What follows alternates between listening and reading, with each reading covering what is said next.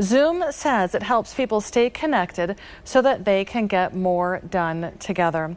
This was never truer than over the past couple of years, and especially during the peak of the COVID-19 pandemic. Well, we're joined by the head of Zoom, Sam Tayan. Thanks so much for joining us tonight. Now, Zoom has really become a verb. We now say, let's Zoom.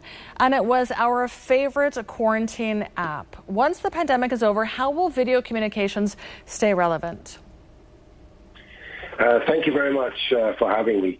I think you make a very fair point. Zoom has really become a word in the vocabulary. We see, obviously, as we cycle into 2022 and the end of 2021, people are increasingly looking at hybrid work. And we at Zoom have a number of solutions, and we've seen our customers and we've seen people in general learn how to blend between the best of working at home, the best of working flexibly, where your location and the job you do may, provide a degree of flexibility, and also going back to the office as well in order to mingle with colleagues and get all the benefits you do of that, team interaction within an office environment. I think this blended partial at home, partial on the move, partial in the office, hybrid way of working is really with us to stay. And there are many other aspects also, whether it be telehealth or remote learning, teleeducation, video education by video communications, which have also greatly benefited in trends which are long-term. Sam, you say that organizations really need to prepare for the shift to hybrid work, but haven't most organizations already completed this shift? I think many have. I think it's, as you mentioned, it's a picture which varies from organisation to organisation. But some very much have embraced hybrid work. Many are ramping up to it. I think it's something which evolves over time, and I think the optimization evolves over time. When we look at healthcare, when we look at education, we see how it does evolve. And like anything else, we learn as we go along.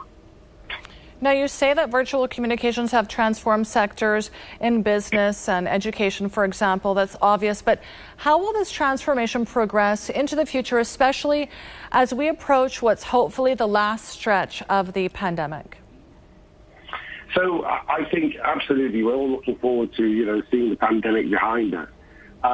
But, there are aspects, as we jump back in our cars, get back in traffic jams. I think there's certainly something to be said for the efficiency of being able to meet with video without, leaving your location. So, and it's not only about work from home, it's also working across borders, across cities, allowing a kind of vivid collaboration with all the human connection that video gives you, without necessarily having to drive everywhere and so on. So we just have about 30 seconds left, Sam. I hate to cut you off, but just tell us quickly, Sure. Has video conferencing had in some way any negative impact on the way that we interact with one another?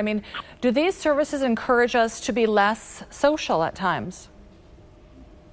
I think, all of us, obviously, we value, social interaction and human interaction. That's ever so valuable. I think video communications has definitely had a productivity benefit. And as we go forward, as the technology evolves and as our use evolves, I think we all get the best out of things. I hope so. Thanks for joining us. The head of Zoom, Sam Tayan.